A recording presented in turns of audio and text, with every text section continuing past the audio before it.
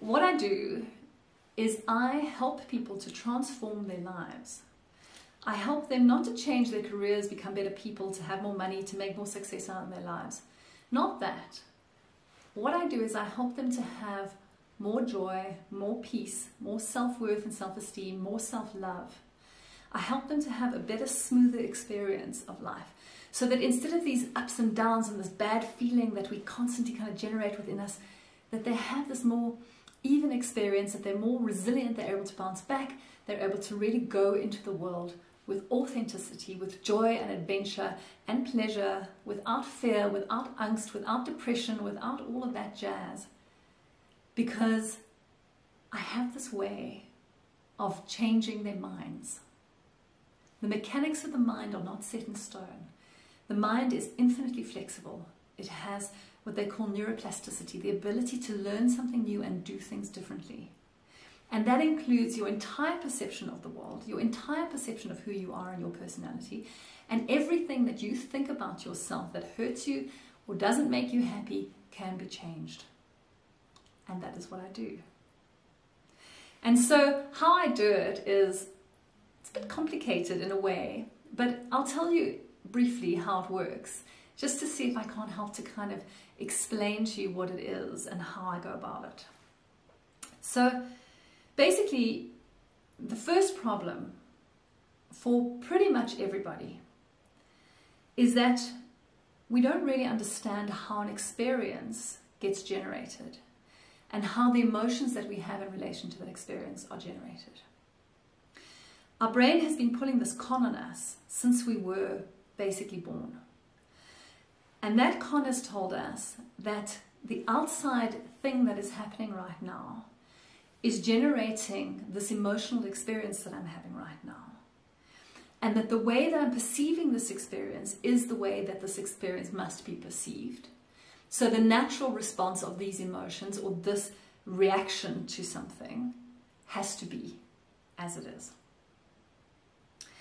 And this whole system is just part of the brain's way of kind of keeping us safe and keeping us attached to people and keeping us on cue with our lives. But the thing is that we have to understand that it's actually not true.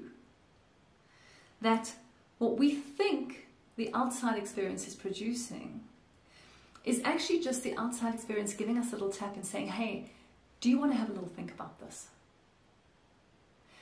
And when it says that, our brain, which is this kind of meaning-making machine that is locked up in this dark skull and has only a few senses by which to try to perceive the world, our brain then makes the best guess that it can make about that situation. What it means to us in terms of our safety and security, what it means to us in terms of our lovability and attachment, and what it means to us in terms of our authenticity and how we can go about navigating an experience and coming out okay. We have some major drivers in our lives. We want to attach to people. We're a community kind of organism. We want to know that we're loved, that we're lovable, that we're supported by others, and that we are enough for them. And we want authenticity. And that is that we want to know that we can be a full extension of that person that we really are. But a lot of the time these two things go and they clash against each other. And because of this clash, we're often compromising one for the other. So we're dumping that friend because I can't be who I want to be, or we are dumping ourselves because I don't feel accepted in the way that I want to be. Or we're still living ourselves, keeping those friends, keeping ourselves, but we've got this constant nagging sense of not okayness that resides within us. And we're looking around to try and adjust our behavior and adjust who we are and try to make other people want to be with us in a way that we can feel okay about. And so we keep looking on the outside. So here is the brain inside this dark space making a guess about everything we see, everything we hear, and everything we experience. Now here's some really interesting ideas that you might not have known. I was just watching a guy talk about eyes. And he was saying that in the center of our retina, where all of the nerves and ganglia come together in order to transmit the information to the brain, there's actually a spot in which we cannot see. And that's true for both of our eyes. But that's not our experience, right? We don't look around and see this little black spot in the middle of our eyes. The reason for that is that our brain is taking the information with that little empty spot and filling in the details for us, like photoshopping it basically. It's making its best guess. What is it that's out there? How do I fill in those details? Now, if I've got both eyes open, then this eye can compensate a little bit in its peripheral for what's in the black spot of this eye, and so on. But it still doesn't happen even when I close one eye. I can still see very clearly. And even if I close one eye and keep it still and don't move it about, my brain somehow manages to compensate based on its best guess about what's going on. That best guess was determined right from the time we started to learn about the world. And it's constantly growing, it's constantly adding little bits, it's constantly deciding what is true and what isn't true, and making up a map for us of the world. And depending on the map that we make, we have an experience of our lives. We determine when something is personal, we determine when something is hurtful, we determine when something is good or bad, we determine whether we're okay, whether we're not okay, whether we're acceptable, whether we're not acceptable. We determine whether we are enough based on this map that we've made up, based on the experiences and conditioning of our past. So the very, very first thing that I do is I show people in detail this truth. And as you start to get a kind of an understanding of this truth of what we're making up, and to what degree we're making things up, and how much of our experience is made up, we start to get free from it. And in this growing freedom, we start to realize that we don't have to buy into everything that our mind tells us is true. And that means we're not buying into all of the emotions that are getting generated, we're not buying into fear, we're not buying into anxiety, we're not buying into not enoughness, we're not buying that story. And at the same time, what happens is we start to get this amazing growing awareness of our process, of how we are doing life. And as our awareness grows about how we're doing life, we can start to see when we're doing life in a way that doesn't work for us, that makes us feel sad or not enough or unworthy. And if we can see it, we can change it. And so as people start to work with me, we work normally for a 3-month period, or then again for another 3 months, depending on the individual and what they're looking for. There's this amazing experience of this deepening of this understanding that gives them almost magically this greater and greater freedom from their thinking. And this greater and greater feeling then of freedom in their lives. And this greater ability to accept what's going on, take it on, be present in it, and enjoy it more. And that's pretty cool. Because here is the basis of this growing sense of enoughness, of connection, of compassion, of loving life. So that's the first thing I do. The second thing I do is we go to look at the very, very specific belief systems and sabotage programs that are keeping us locked into this over and over behavior that doesn't work for us.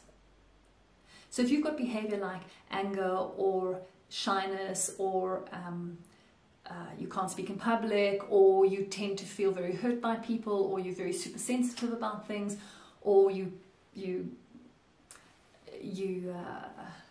sabotage your work, or you tend to do things in your relationships maybe that don't serve your relationship. If you've got this ongoing behavior of any kind, you will find that that behavior seems to be generated automatically, right? You're not thinking, I want to behave like this, I want to be this angry person, or I want to be this person who sabotages my relationships. And yet you just seem to do it over and over again. And so what happens is that when we try to help ourselves, what we generally do is we try to look at the behavior and we try to find a way to get rid of this behavior. Let me learn how to not be angry, or let me learn how to not trash my relationships, or let me learn how to have a sense of self-worth and self-confidence in any situation. Except that in that occasion you're looking to work with a symptom of the problem and not the problem itself. And so in the work that I do with my clients, we're looking to uncover the actual problem that causes the behavioral response. And that actual problem is not always as obvious as you would expect it to be. It's sitting various layers down. It's driving the way that we behave, but it is not obvious that it comes from that place. Well, the good news is I'm an expert at that place. So not only do I know how to find that thing and how to work with that thing, I know how to literally rewire and rechange the way that the brain works in relation to that thing. And the result of that is that the symptom completely disappears. And so I use this amazing tool called kinesiology, which is such a fast forward. I mean, it's just incredibly, incredibly quick for rewiring, remanaging the way that the brain works with information, remanaging the way that the brain has these belief systems and these sabotage programs and then brings up these behaviors. And then what happens is that every week my clients go away, come back the next week and say, well, I don't know what you did, but this has completely changed for me. And I don't know what you did, but I feel completely differently about this experience. And even though they were engaged in that conversation, there's a little bit of tweaking that happens with the kinesiology that's kind of under the hood, and they don't really understand under the hood as I do, so they don't know what I did. But all I'm really doing with the kinesiology is I'm changing the actual way that the brain interprets and makes use of information so that every part of the body, mind, and energy system is in alignment with the new way that they want to work. The result of all of this is that we have these wonderful sessions that are quite the giggle and quite exciting and this amazing adventure. And a lot of people are really scared to take a journey like this, but when they start, they realize, oh, actually this wasn't scary at all, because that dragon that they thought was sitting in the closet is actually just a little mouse going, don't hurt me, don't hurt me. And we just have to open the door and say, come little mouse, it's okay to come out of the closet. There's nothing scary here. And that includes if you've been abused, and if you've had a terrible childhood, and if you've had really, really influential things happen to you that have been difficult to talk about. It still is this incredible adventure and journey. It's not that scary to do, because all it is about re-understanding something in a new way. And then letting me do the work on the body and on the energetic system and on the nervous system and on the brain to help that brain to just click into place a new way of thinking. We don't have to have years and years and years of going back into old trauma and reliving that old trauma and revisualizing and reinvigorating that old trauma. That is not necessary in this kind of work. All we're doing is changing your mind, reprogramming that brain. So in a nutshell, that is how I work to help people to have these growing, expanding, more free, more joyful, more resilient, more loving, more connected, more happy lives. And it's so, wow, what a privilege. What a wonderful, wonderful experience to work with people like this, to see them open up like a flower blossoming. So if you're interested in working with me, right at the beginning of this video, I will have put a little information about how you can get hold of me. If you've managed to make it all the way to the end, my details will follow, and you can just give me a WhatsApp or an email, and I'll get hold of you and we can have a little discovery session and see how I can help you. It would be my sweet pleasure to walk this journey with you. Have a beautiful day.